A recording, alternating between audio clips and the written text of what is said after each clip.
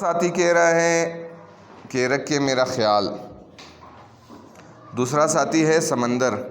اب ذرا سمندر کی دکھ بری کہانی بھی سن لیجئے. میں قدرت کا انمول تحفہ ہوں. دریا، جھرنے، چشمے اور آبشاریں میرے ساتھی ہیں.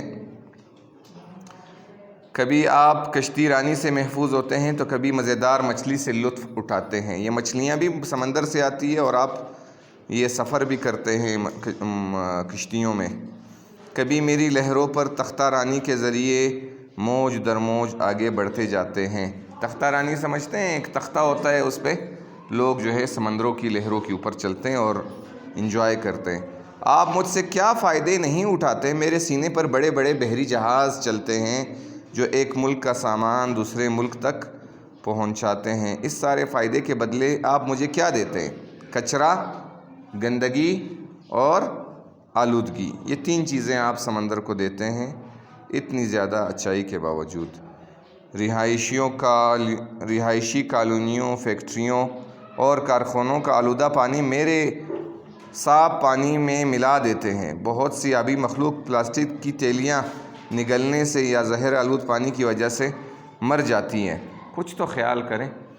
یعنی کہ اس سمندر میں کتنی زیادہ آبی مخلوقات ہے. مچھلیاں ہیں، کیکڑے ہیں، اور اللہ آپ کا بھلا کرے، اور اکٹوپس ہے، اور ویل مچھلی ہے، اور کتنی قسم کی شارک مچھلی ہے، اور موتی ہے اس میں، اور اس میں سیپ ہے، سٹار فش ہے، بہت سی مخلوقات ہے. کچھ تو خیال کریں بھلا. کوئی ایسے بھی اپنے کو نقصان پہنچاتا ہے. یہ سمندر کہہ رہا ہے کہ میں آپ کا کیا ہوں؟ اپنا ہوں، مجھے نقصان مت پہنچاؤ.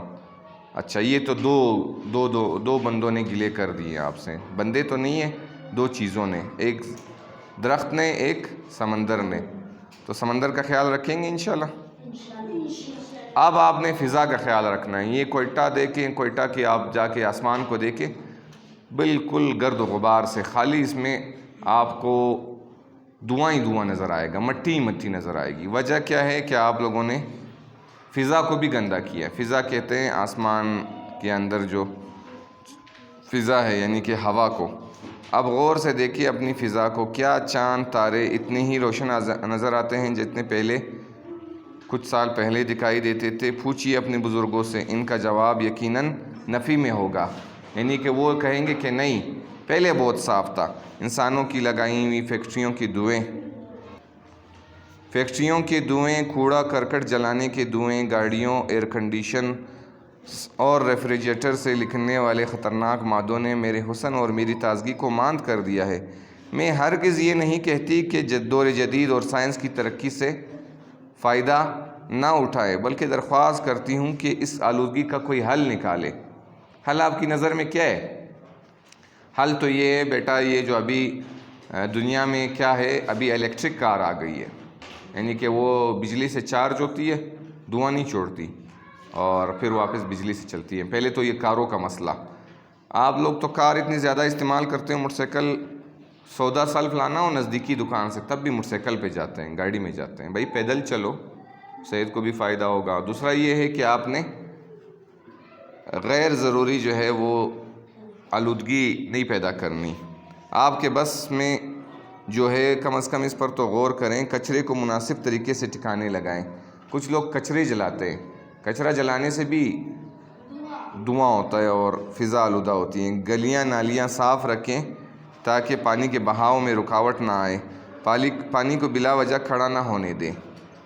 ایسی کھڑے پانی پر مچھر پرورش پاتے ہیں اور ڈینگی، ملیریا جیسی خطرناک بیماریاں پھیلتی ہیں. صوتی آلودگی کا باعث مت بنیں. صوتی آلودگی سمجھتے ہیں؟ شور کی، آواز کی. میں نے پہلے بتایا آواز، شور جو ہے وہ بھی انسان کے دماغ کو متاثر کرتا ہے.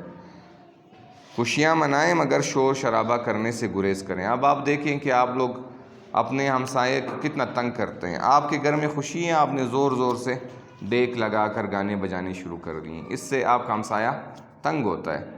اس بیچارے کے گھر میں پریشانی ہوگی، بیمار ہوں گے، اس نے سونا ہوگا، لیکن آپ لوگ یہ نہیں کرنا ہے. شور و غل ذہنی سکون میں کمی اور چڑچڑے پن میں اضافہ کرتا ہے. ساحل سمندر، دریاؤں، جھیلوں اور ندیوں کے کنارے تفریح کی غرض سے جائیں، یعنی کہ وہاں پہ اگر آپ پکنک منانے جائیں تو کچرا سمیٹ کر کسی مناسب جگہ کوڑے دان میں آپ نے کچرا پھینکنا ہے۔ زیادہ سے زیادہ درخت اور پودے لگائیں، خود بھی خوش رہیں اور مجھے بھی آباد رہنے دیں۔ میری تندرستی میں ہی آپ کی تندرستی اور خوشحالی ہے۔ تو بیٹا جب زمین خوش رہے گی تو کیا ہوگا؟ آپ لوگ بھی خوش رہیں گے، اور جب زمین خراب ہوگی تو ہم لوگ بھی کیا ہو جائیں گے؟ بیمار ہو جائیں گے۔